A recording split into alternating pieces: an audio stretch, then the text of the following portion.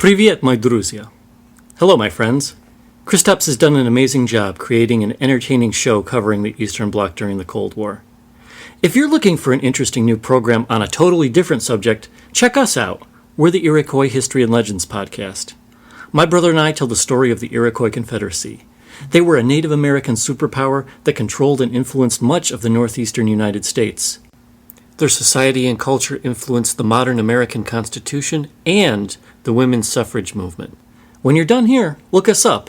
That's Iroquois, Iroquois, Iroquois History and Legends Podcast. You can find us on iTunes, Google Play, Spreaker, and many others. And now, without further ado, here is the man, the myth, the legend, Kristaps.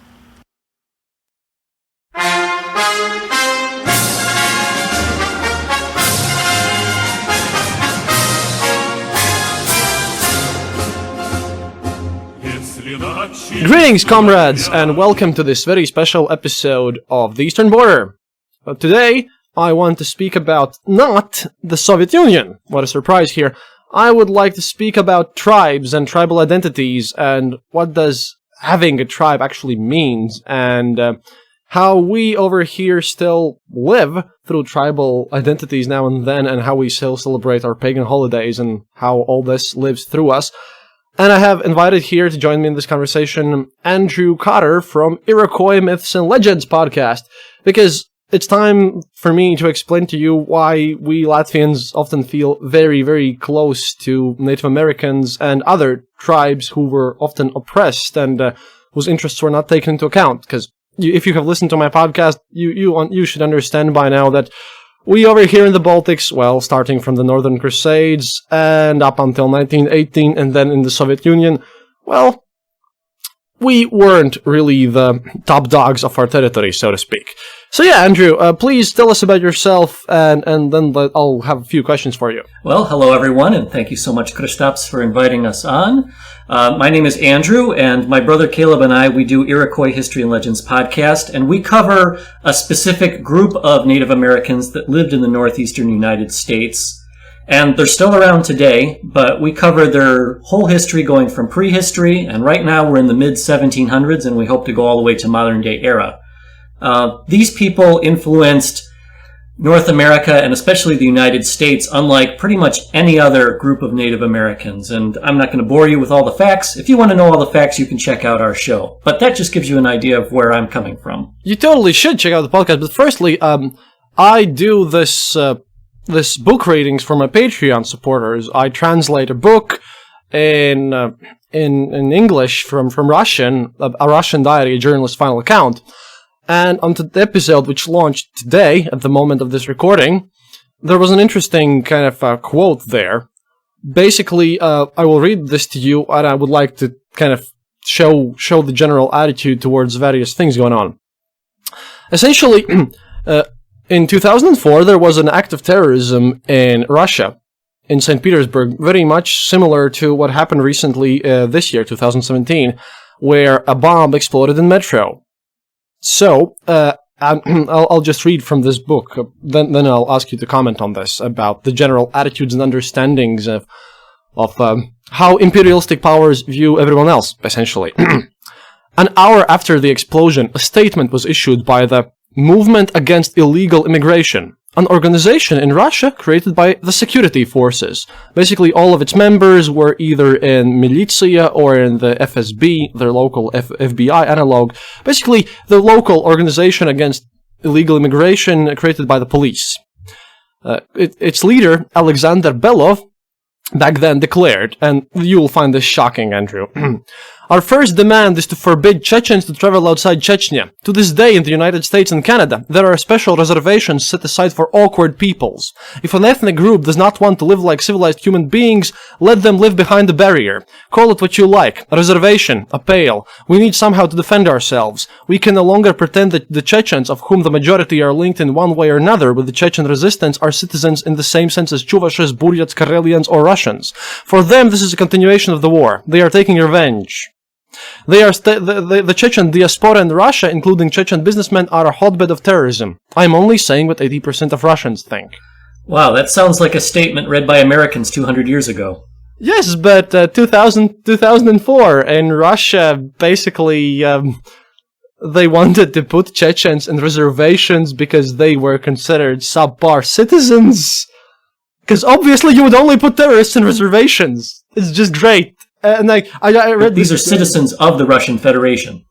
Yes. So they're not technically immigrants. No. Wow. So I wanted to start with this fact, the fact that today I found out while translating that yes, there are people in Russia who just think that people like Native Americans were put into reservations because apparently they were very, very bad citizens of the United States and that they were terrorists.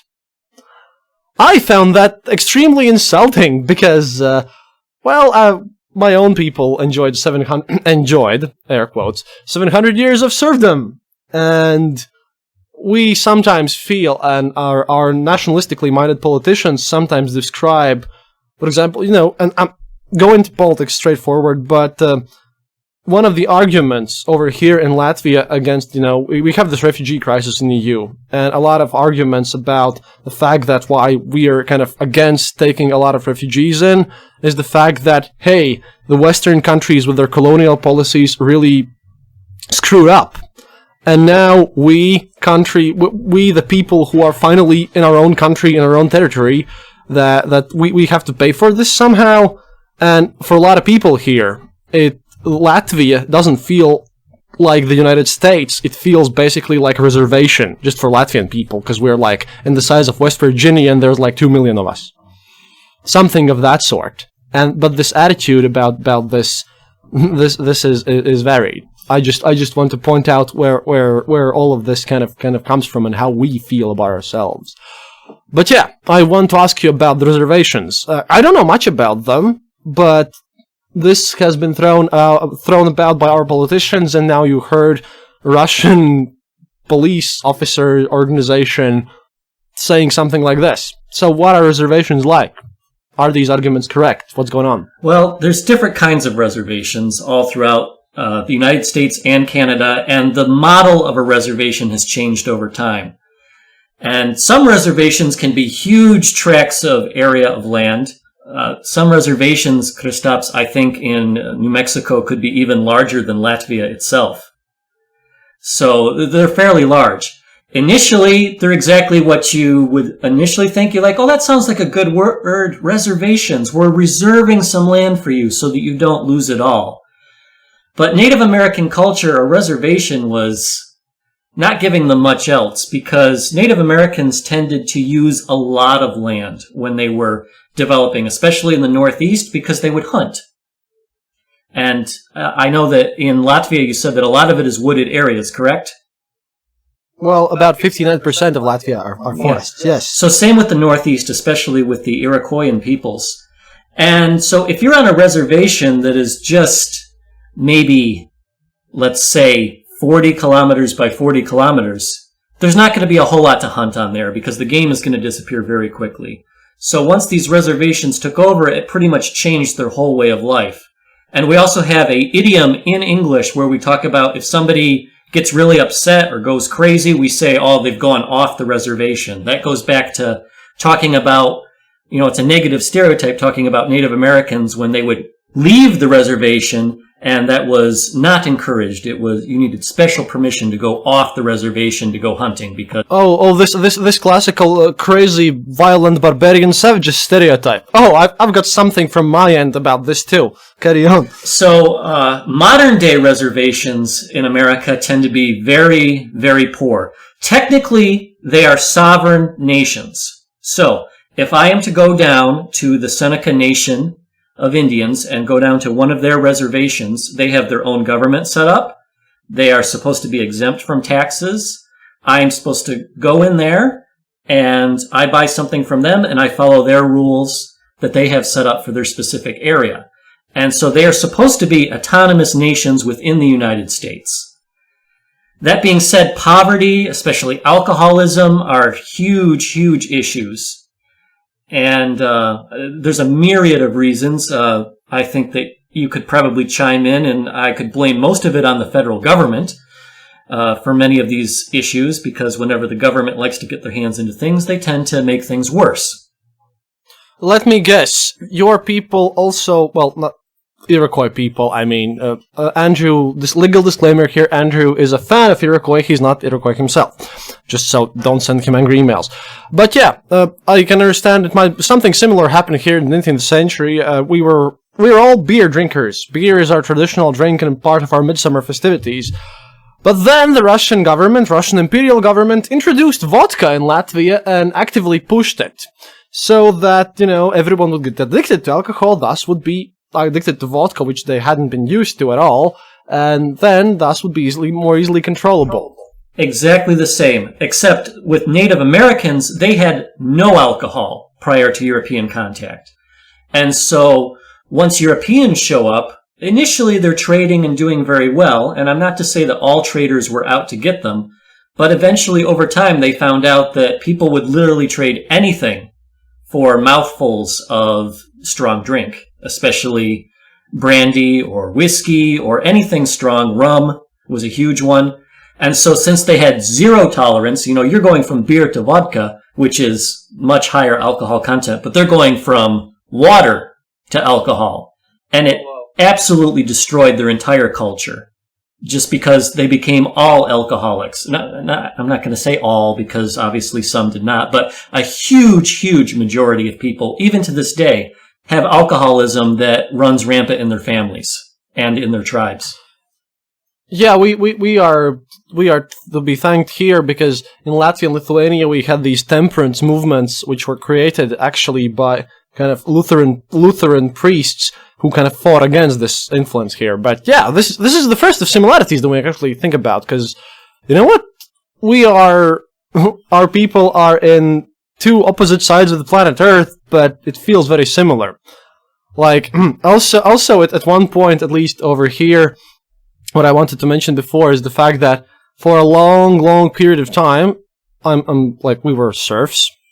We obviously were serfs, and for a long period of time, all the local conquering Germans and Russians thought that, hey, well, these subhumans, they literally used to trade Latvian, Lithuanian, Estonian farmers away for a fancy pipe, or for a fancy bottle of gin, or for something like that. We were traded away because if you're being a serf, yeah, we were used to. It's like basically slavery, except I don't know. The difference was technically we were tied to the land, but in practice we were sold and bought all the time and gifted away as well. And also they thought, hey, why do we need to give these people education? Before we came in, they were violent barbarians, and the only thing they used to do was kill each other and be these very violent, terrible people.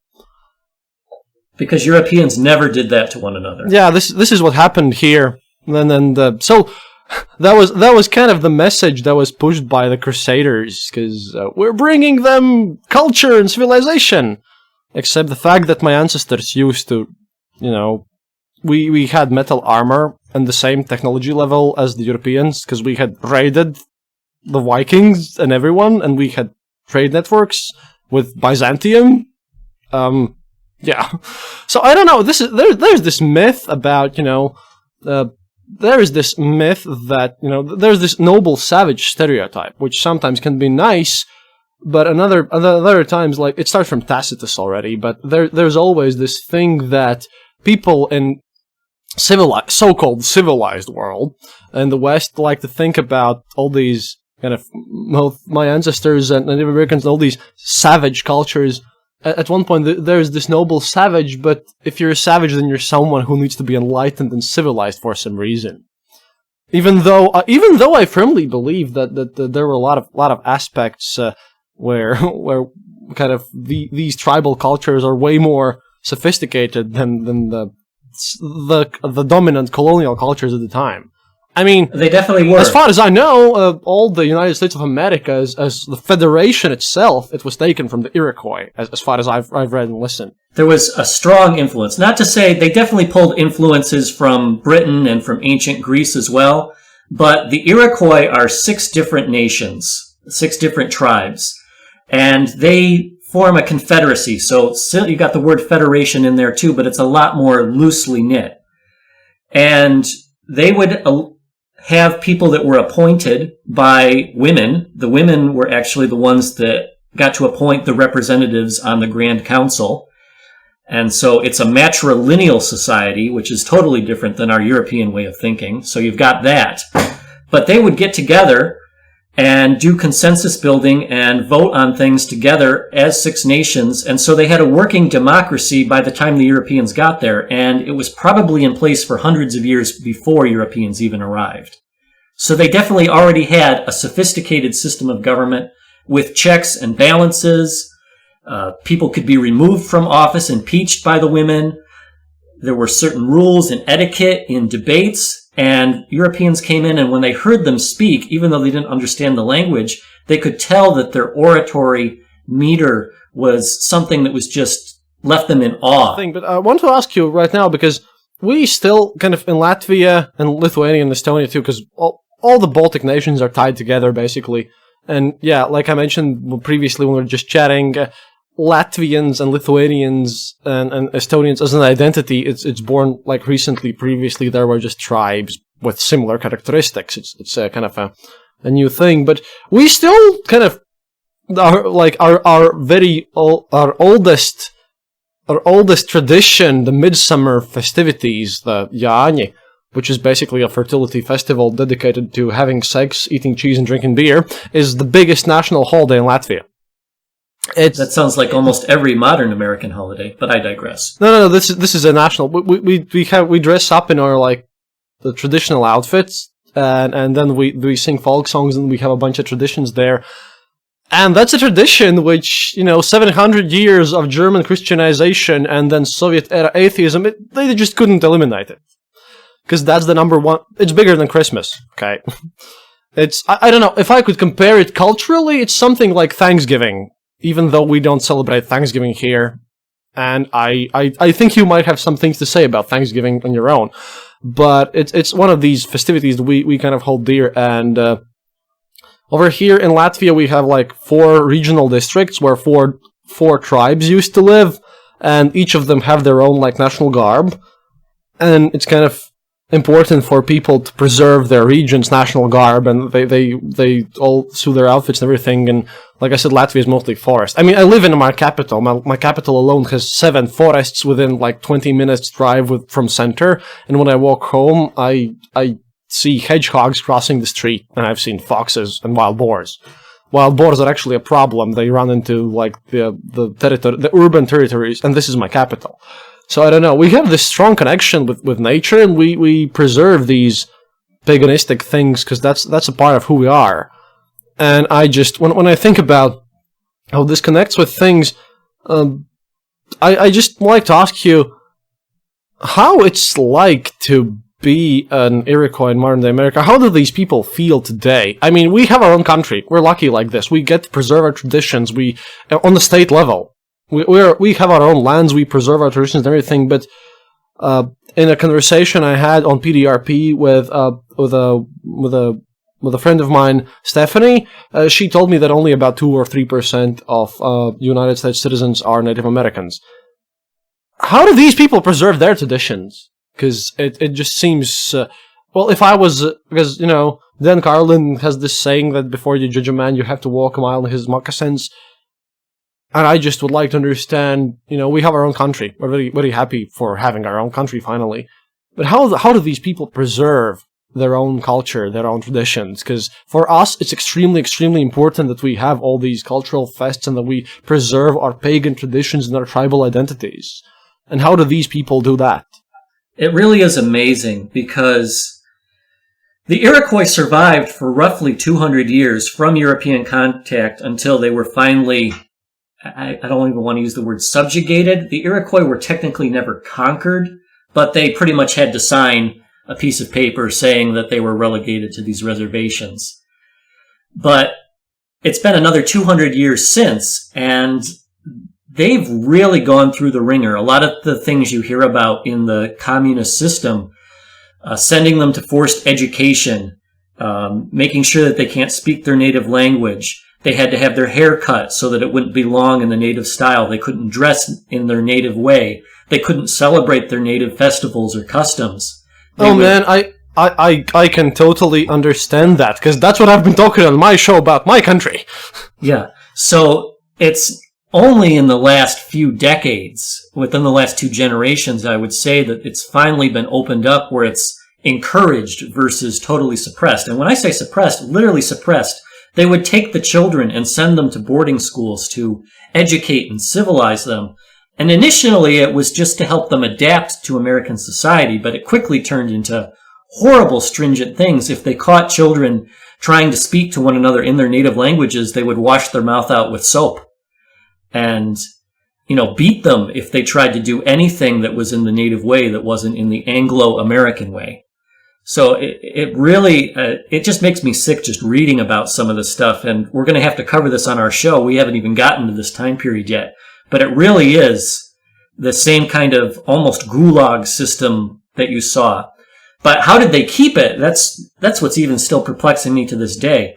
But I think that from what I've seen, I have a lot of friends that are Central Asians, and they lived under the Soviet system too. And I find that it's very similar to the Native Americans, that the more that you see the pressure pushed down on you, the more that you push back. That's one of those Newton's laws, I believe, isn't it? For every action, there's an equal and opposite reaction. So the more that the government tried to push and force down on them, the more that they pushed back and in secret kept their traditions alive. Yeah, this is why, by the way, we are Latvians are not huge fans of extremely controlling centralized government, even though we like our welfare, but we're very mistrustful because of this. Okay, this might stay in. We have one Mongolian listener, well, 2 actually. We have an American who has married a Mongolian wife and lives in Mongolia, and he doesn't speak Russian at all, but his wife does, because she endured Soviet Union. And she always goes like, this was exactly like that here. So I get people from Mongolia writing me messages with the text that this is the same thing. And yeah, with this now, if any of my listeners are Native American, please do write in, because this is extremely interesting for me. But yeah, this is kind of how it goes, because I don't know, when you have a tribal identity, then you're more reliant, in my opinion, on your community to help you. You're mistrustful of any centralized government by default, as far as I see it, because your community is your close... You have a tribe. That's how I explain to people what having a tribe means. Because I feel like I have a tribe. I'm a Curonian. I'm one of those crazy guys from Kurland. That's where I come from. Latgalians and Semigalians, those other Latvians, they're like me, but they're not exactly me. But the thing is, there's this tribe loyalty thing, and when you're used to historically that your commune is your best friend and that you have this identity of your close-knit members around you helping you, it's kind of a thing. I don't know. Families and neighborhood communes, they're somewhat similar, but they don't explain this quite a lot, I think. I don't know. How would you explain what having a tribe means to listeners who probably don't have a tribe? I guess I'm not one to very good speak on it, since I don't have a tribe. I guess I could say I have a clan. I have my immediate family. I have my immediate small church community that we worship with. If that was taken away from me, it would be horrible. But Native Americans on these reservations, they tend to be very small. You said that Latvians number about 2 million. Well, on these reservations, you could have just a few thousand people. So everyone literally knows everyone else. Yeah, that's kind of the thing. This is what happens naturally. I mean, because when the Soviet government, this extremely centralized government and this massive bureaucracy tried to push down on us, the natural reaction there was just, to find people whom you can trust. And the people whom you can trust, that's an extremely important thing, I believe.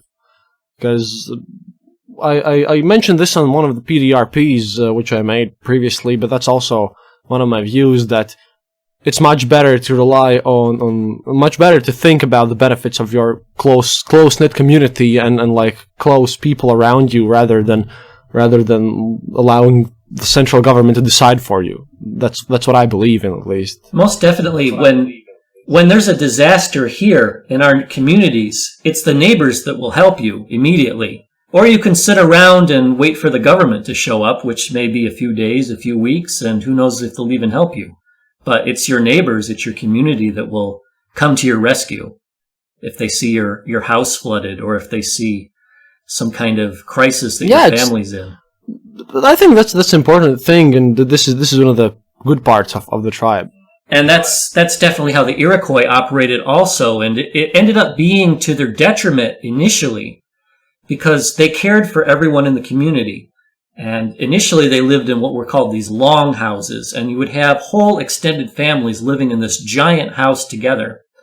But what the problem was, once these European diseases came in and they didn't fully understand what was going on, they would take care of one another, and everybody would pitch in to take care of the sick family member. But these diseases just spread so rapidly because everybody was in close quarters and everybody was taking care of the sick. Versus today, if somebody had a deadly disease, we'd quarantine them in a hospital and put on plastic suits. They didn't have that benefit. One of the interesting things, by the way, that really struck me is that, can you please talk about some of the really prominent myths of Iroquois?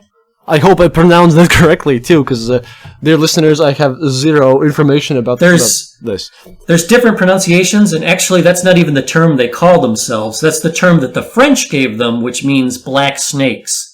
Their actual name they call themselves... My kind of people, I see. Yes, well, that was what the French called them. So the French called them the Iroquois, and then in English it kind of changed to Iroquois. But they call themselves the Haudenosaunee or Haudenosaunee, depending on which nation. Again, there's 6 different nations, so you got slightly different pronunciations. So their most famous story that they tell is kind of like their origin story of how their confederation formed. And it talks about this refugee coming down from Canada belonging to the Huron people. And at the time, all these different Iroquois tribes are killing each other. They're raiding and kidnapping people. And there's even cannibalism going on. And this person shows up and they call him the peacemaker. They consider him so holy and respectful that they won't even pronounce his name. So I'm not even going to pronounce his name because it's a hard name to pronounce. But they viewed him as like this messianic kind of person. They said that he was born of a virgin and he showed up to them on a stone canoe.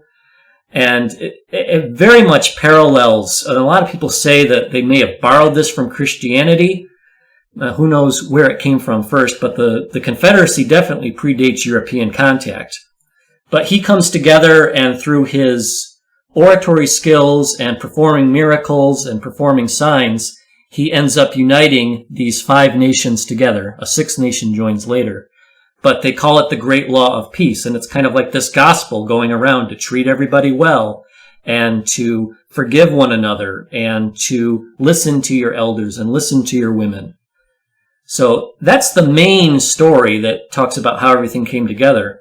And they have a lot of other fun stories on the side, but that's their history.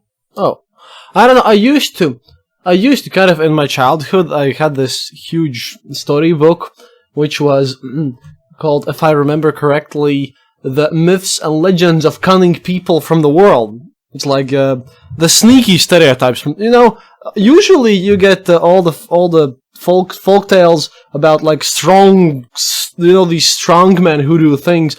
My people, Curonians, which lived on the westernmost part of Latvia, they're like the seafaring people. They're like, essentially, think Vikings, something like that. Okay, so our stories are all about riding to the sea, looking. One of the famous folk tales of Curonians is a story where a person rides north in his boat with his pals to steal the best wife from the Northmen. Essentially, how he goes to Sweden, captures his wife, and then gets back home. And I don't know. I believe that this is your folk tales kind of reveal your surroundings and your myths and stuff. And I don't know. Are there any stories like such which kind of are influenced by the fact where Iroquois were located? Yes, a lot of their stories, the majority of them, actually deal with animals And if I was to parallel them, did you ever grow up reading Aesop's Fables, the famous Greek storyteller? Yeah, so a lot of them deal with animals. And usually there's a moral in it. Like there's one tricky animal or there's one mean animal in there and they'll do something and it'll backfire on themselves. And so it's to teach the children a story. And a lot of the stereotypes that we see in our culture, you know, the fox is the trickster and the bear is the big fat stupid one. And the deer is the very shy one and the rabbit is the one that doesn't know any better. So they all kind of play a role, but a lot of them are... Yeah, it's kind of the same here, by the way, because bear, however, is not... He's big, but in our folktales, the fox is the sly one, yes, and everything's like bear gets respect here, because that's the biggest animal that we had. Yeah. My favorite story regarding bear and fox is... So a lot of these stories also have origin stories of why do the animals look the way they do. And the story starts out where the bear has a big, beautiful, bushy tail. And he sees the fox fishing out on the ice one day, and the fox is catching a bunch of fish, and the bear says, "Teach me how to fish that too." And the fox says, "Okay, what you need to do is sit down and put your tail in, and the fish will come up to bite it. So sit down and wait a while. Don't move and don't even think, and I'll tell you when to pull it up." And the fox sits there and laughs, and the fox goes home, and he doesn't think that the bear would be that stupid, but the fox comes back the next day, and the bear is still sitting there covered in snow, and the fox says, "Now, bear, now, pull your tail up," and the bear goes, "Huh?" And the bear pulls up, and his tail is chopped off, and that's why bears hate foxes, and why bears don't have long tails. And this is where I ring my bell about my silly education. Yeah, this is the kind of the example of the mythical way of looking at the world. Right now we have this scientific way of looking at the world, but this isn't a great example of the old mythical reasoning. It is so because, you know, people have always wanted to explain the world around them. You know, we have this difference between, like, there are folk tales, like fairy tales, and then there are something called teikas. Teikas are like more like myths. Not exactly, but like myths that explain something. And this is an example of those, and this is kind of an interesting way. Because over here, and I want to compare this, over here the explanation of why bear doesn't have a large tail, mind you, is because you know, while the bear was sleeping, a fox kind of decided to trick the bear, and the fox kind of bit the bear's tail off and put it in front of him and told the bear it was a snake so that the bear would run off and the fox would get the honey the bear was guarding. So in both cultures, all the way across the world, the fox is the reason that the bear doesn't have a tail. Yeah, and it's interesting because the fox is the sneaky one. Yes, but just the fact that it's the same animal. Yeah, and this is what surprises me, and I know this is not like Iroquois related, but look, have you heard like standard werewolf legends? Like vampires come from Transylvania, you know that it's default, right? Dracula and everything. See, werewolves come from Latvia and Lithuania. We are prime werewolf country. We are the place where you can shoot them with silver bullets, we're the place where people can shift over them. Like, if you imagine your very default standard werewolf tale, Baltics is where it comes from. Eastern Europe. I'm not saying exactly my country, but Eastern European forests, because we're a huge forest, okay? See, if you look at the map of the Mongol conquests, you can see that they took over all the Russian steppes, and like every steppe place, but if you look at the border where they stopped, that's where the big forests start. And in like Roman era, Teutoburg forest in Germany was like, that was the western border of the great big forest that covered all of the situation here. Because the Romans marched in one day and then they didn't march out. Yeah, well now Germany has lost its forests, but Eastern Europe has like kept its forestry and everything. So we're prime werewolf country. We are the place from where the legends kind of originate, the big forests of Eastern Europe, essentially. And as we're the most forested around, well, we kind of take pride in this. I know it's not Iroquois, but this is why I have to say thank you to Astonishing Legends podcast. They spoke about Navajo skinwalkers. And I listened to... Navajo. Navajo, yes, sorry. Sorry, I didn't mean to be a wet blanket. No, it's fine. Just, I'm not even pretending I can pronounce these names correctly. I doubt they can say Coronian. Okay, Coronian is kind of simple, but that's the English version of this word. But I was personally very surprised when I found out that these skinwalker legends were very much like our own werewolf tales.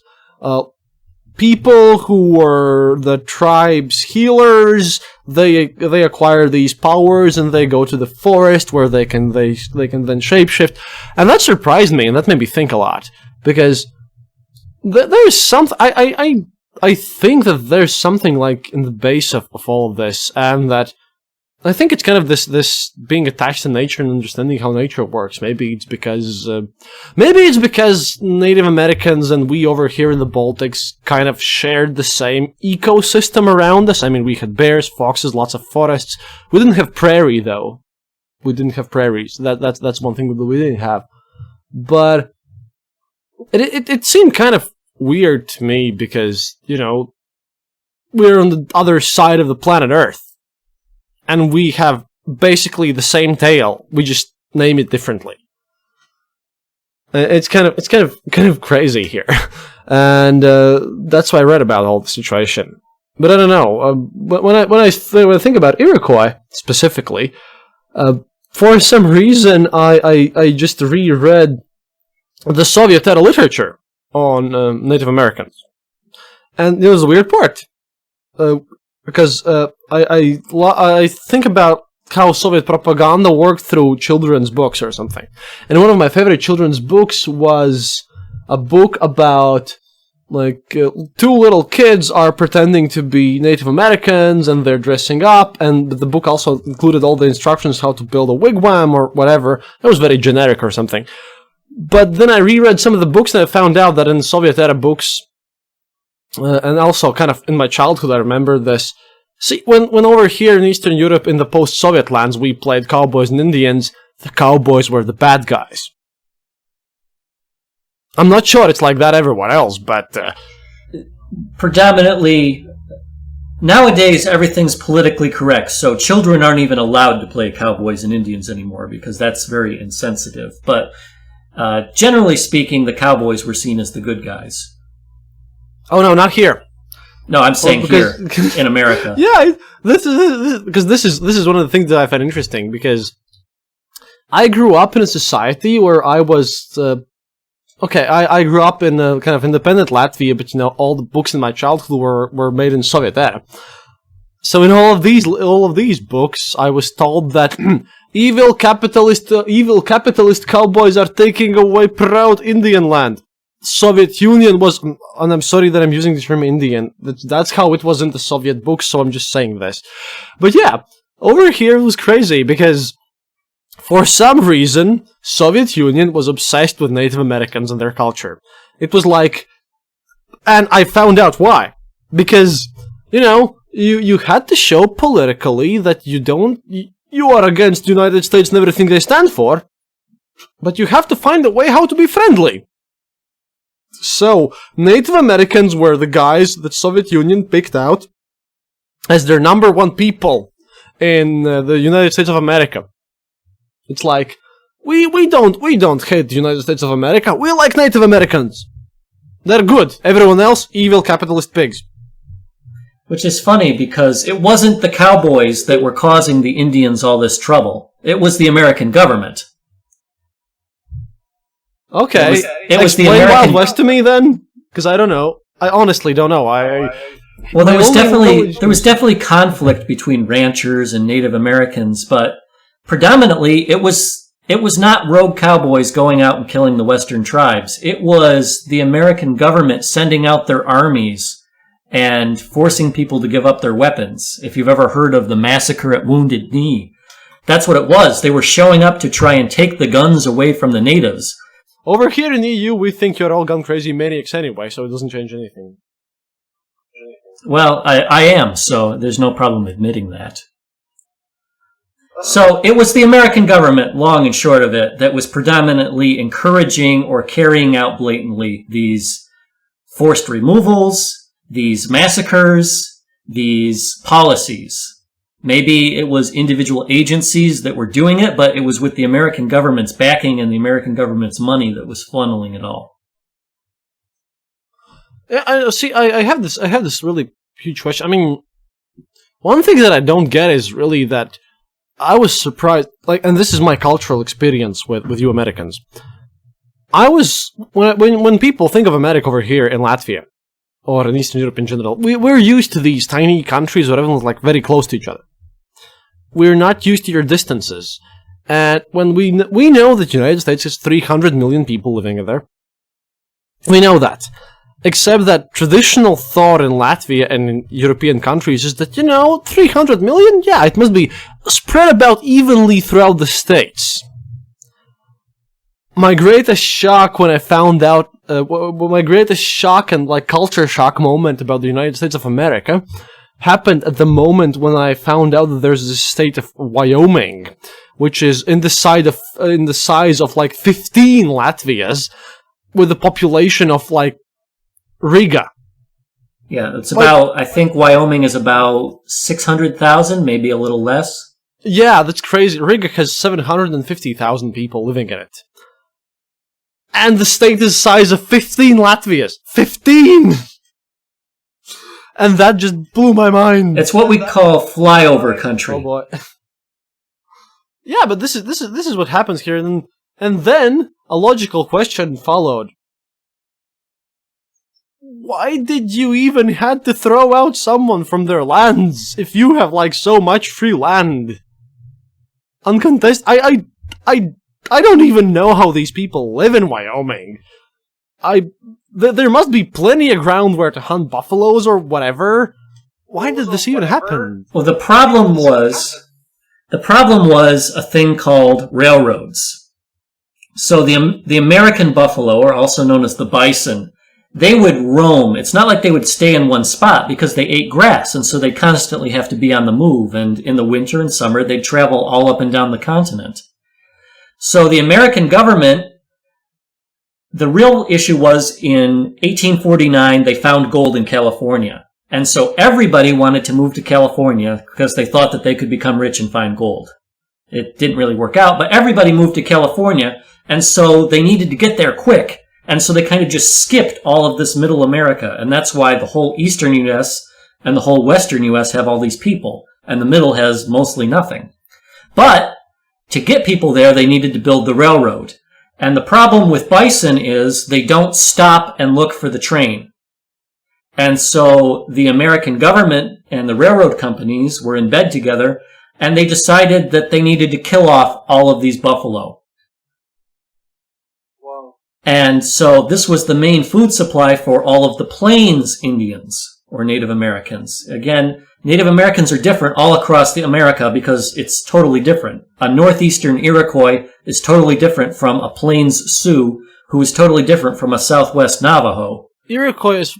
Wait, and so a moment of explaining here. Over here in Latvia, we had three main groups. We had Curonians, who were the seafaring tribe. Then we had the Semigalians, who were basically agrarian types. Then we had the Lettigalians, who were the trading types, like the guys who drove away. Can you please, in short, explain to me what's the difference between Iroquois, Navajo, and the Sioux? They are completely different. To lump all of Native Americans together is... Yeah, that's a mistake that we make here often, so, Yeah, so in Europe, we have several language families, correct? We have the Indo-European language family, which is the big one. And that is broken down. You have the Slavic languages, the Germanic languages, the Romantic languages, the Baltic languages, and many other subsets. Those are all little groups of the Indo-European language family. And even Hindi and Urdu are in that category. But then you go to the Finns or the Turks, and those are totally different language families. The weirdest part is that, if you look at the map, Finns and Hungarians share the same language family, which is Finno-Ugric. And yes. In North America, there are huge... No, we still don't understand why, Finns, Estonians, and Hungarians, which are like down there, they share the same language family. But everyone's like, okay. So the Iroquois are of the Iroquoian language family, and that predominantly is in the northeast and down into the east coast of North America. Then you have Algonquin language families, which are northern Canada, and they also come down on the east coast. Then you have Siouan language families, which everybody knows the Sioux. Those are the teepee-dwelling, buffalo-hunting, horse-riding Native Americans that you see in all the Western films. I'll just quickly explain this to our listeners here. I'm a professional philosopher with a master's degree. I can explain this easily. See, the thing is, you might not understand why language families are very, very important, but but the basic story is, you can only think in a language. You can either think like mathematically, which doesn't use language, that's why math works for everyone. That's why math works everywhere at the same time, okay? Because, you can, if you have a concept for a number and concept for addition, you can represent it as a mathematical number. That's one way of thinking. So when you think about maths, or math, depending on which English you use, again, language, then you can think in math the same way. That's why math also kind of considers a language. But your everyday thoughts are in a certain language. And, for example, Russians have 3 words for blue. That also means that they can see more shades of blue than you people whose native language is English. That is a scientifically proven fact. Language families are a big deal because language essentially determines your basic worldview. Language determines what you can see, how you think, and how you perceive things to be. Okay? Language is extremely, extremely important. So, the fact that they are all in different language groups doesn't mean that they're just, from different ethnic origins. It means that their worldview in general is drastically different. Completely. And so you have dozens of language families throughout North America, and then you have the languages in these language families. So just because somebody speaks an Iroquoian language, Kristaps, if you speak Latvian and I speak English, that's the same language family. We should be able to understand each other perfectly, right? Oh boy. Technically we do, but... No, but I get it, because we both speak Indo-European languages, but there was this great research done about the fact that, Indo-European languages in general use this subject-verb constructions. I mean, I use something, like, we use the same logical construct, like, there's this concept for I using something that is in a color or something of that sort. A language from completely different language family, like, not Indo-European, the very structure, how their language is built, might not include the word I at all. It might describe the same action from a completely different perspective. And I've studied, by the way, this in university, because this is extremely important, but I did not know that, all the Native Americans had completely different language families. It's crazy. It just blows my mind, by the way. So all these different people had totally different cultures, and that's why a lot of people think that they were united. No, a lot of them came into conflict with one another because language and culture and worldview was different. Well, we had the same thing here, by the way, in the Baltics, because one of the reasons why historians state that why did the Baltic Crusade succeed? Because there were a few battles where, like, Baltic tribes. We didn't have... The only thing that we had metal. We had the same, like, metal armor, metal weapons. What we didn't have was stone buildings. We didn't have stone fortifications. We built everything from wood. Because, if your country is, at that point, like 75, even more, like 80% forests, then wood is the most common material, so you build everything out of wood. And we don't have any stone quarries here in Latvia. So we weren't used to building buildings from stone. We used to have wooden buildings all around. So that was the only technological advantage that the Crusaders had. And in the battles where the ancient Baltic tribes actually united, we just kicked the Crusaders' ass. The biggest problem about, us being dominated and conquered by the Germanic Crusaders and by the West was the fact that we hated each other's guts. Like, a lot. And we were traditional rivals over here. That's one of the attributed elements. It's not like they were stronger than us. They didn't have, like some of my history teachers like to tell me, well, they were just less honorable than us. They didn't understand the concept of honor that well. The scumbags. It's a joke, of course, but yeah, that's one of the reasons, because this is also kind of I bet it would be offensive to Native Americans as well when you kind of put them all into just this simple group, because you have these tribal conflicts and everything. And the Iroquois were very advanced at warfare too, and you're aware that the Vikings came to North America 500 years before Columbus, right? Of course I do. And then they were promptly kicked out of North Americas. And that's insane, because they were Vikings. At that point, the Vikings were raiding everyone in the known world, and they couldn't do anything about it. Then how was it? Leif Erikson and Eric the Red, they formed colonies in North America, and Native Americans promptly murdered them all for being assholes, which they were. Yes.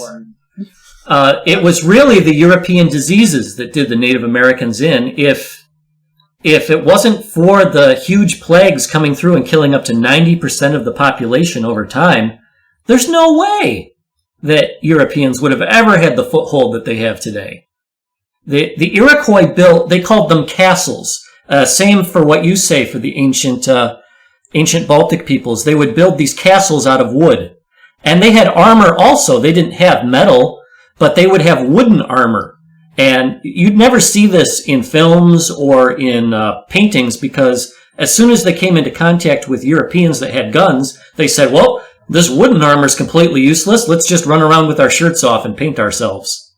But before that, the wooden armor actually was very good for hand-to-hand combat. Yeah, this is one of the stereotypes I like to speak about. Is this idea that just because these people lived in a completely different society from Western Europe, like my ancestors did it, the Native Americans did it, just because this society was radically different from Western society, and, in a lot of ways more progressive at the time than the society who conquered them. Because honestly, ancient Balts had no gender inequality, for example. It's like... Exactly. It's like everyone's equal, like everyone has a voice. Maybe not equal because you listen to your elders or something, but just because it was a different culture, at that point in history, it was the reason for your culture to be deemed wrong and terrible.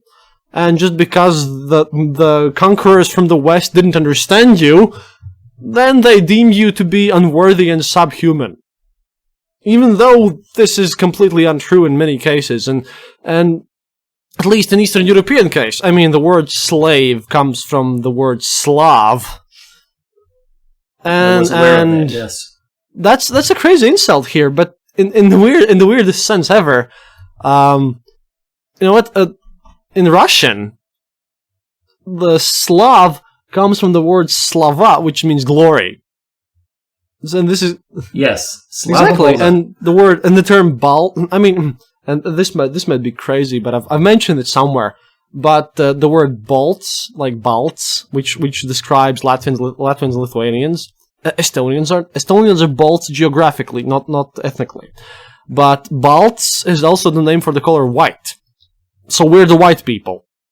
We're the whitest of the white people. And the thing is, when I mention this to someone on the internet, they go like crazy. But that's like, my ancestor tribes understood they were different tribes and they were different cultures, but they were united by this common like language because they could understand each other. I don't know how to explain this. They could understand each other, but they didn't speak the same language. They spoke close languages to each other, but they were culturally different, and they used the term Balts to describe the commonality of all these tribes.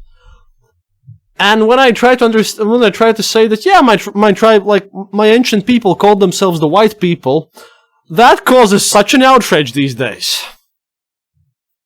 Well, it's your fault for being so privileged. Oh my!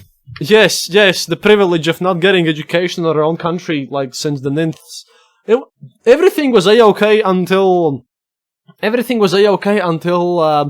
the 11th century. From 11th century till the 20th century, and then and then most of the part of the 20th century. This is like crazy.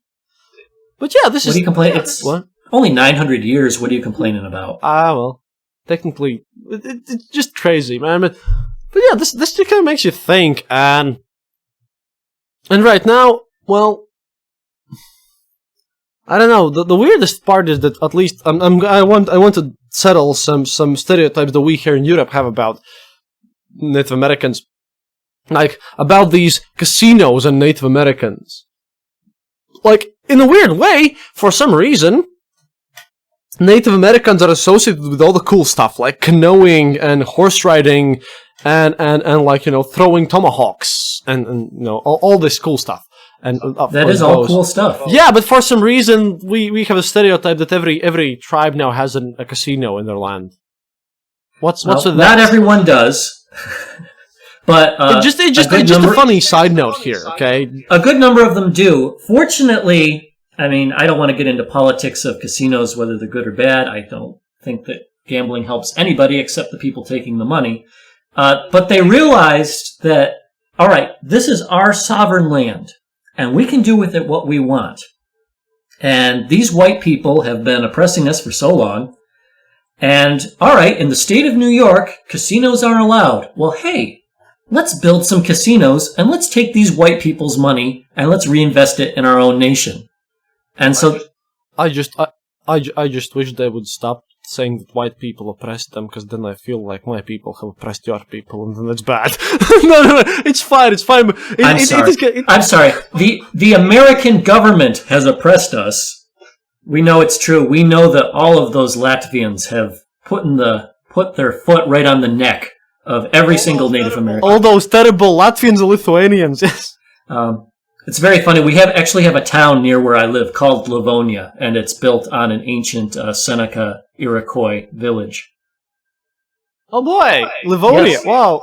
Yes, Livonia. So, up until this week, I didn't even know that Livonia was referring to the ancient Baltic region. So, there's my connection. Oh, it's amazing, man. But yeah, I would like to wrap this whole up thing, but wow. I have learned a lot about your culture and about all the Native Americans, and there's a lot in common if you think about it. I mean, I'm sad to say this, but the Westerners oppress everyone equally, so to speak. Well, again, speaking as a white person, and I'm sorry I'm probably going to put my foot in my mouth right now. Yes. It is true that Western societies have taken advantage of less fortunate peoples, Africans, Native Americans, Asians. But this is the story of human history where it's one people that have the upper hand that are oppressing other people. Oh man, I'm not saying that we were the good guys. Come on, before the Westerners were oppressing us, we were raiding their coasts. Yes, and the Britons and the Anglo-Saxons had to deal with the Romans, enslaving them. It's the story of history. It's not justifying it. It's all absolutely evil and horrible, and we should learn from it. But to say that it was one particular group that was doing it and nobody else, yeah, everybody was doing it. Yeah, that's the biggest. It's bad. That's the biggest problem. And you know what? Do you know what I want to like? Especially in my part over here, because we have like Latvian ultranationalists. Do you want to say to them? Just because you were oppressed sometime before in history doesn't mean you have the right to oppress people right now. That's another thing, and that's mostly important for our people here in Eastern Europe because this whole situation was the reasons why, sadly, I have to say very sadly, Eastern Europe is one of the least tolerant places you could find, which is terribly sad, at least in my opinion. Then again.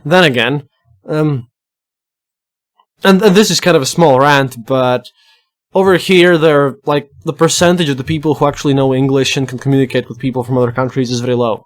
And I'm lucky to be able to speak with Americans. I mean, it's crazy. When I was just growing up, it was like impossible for me even to think about such an idea. But again, this is the stereotype of dehumanization and everything. It's just that when you truly speak with someone, and then you can kind of understand these other people.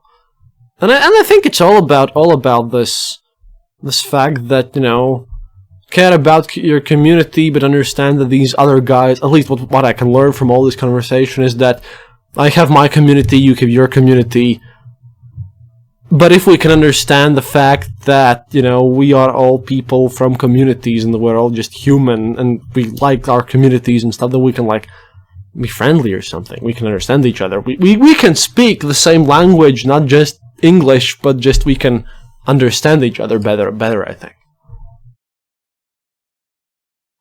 Do you have any final words for this, Andrew? You can just plug your show or speak whatever. Please do. I think that we just spent an hour plugging my show. So, but if you guys want to, please check out Iroquois History and Legends. You can find us on any podcasting app. And I forgive Kristaps for not knowing how to spell it, but I'll do it real quick. Iroquois.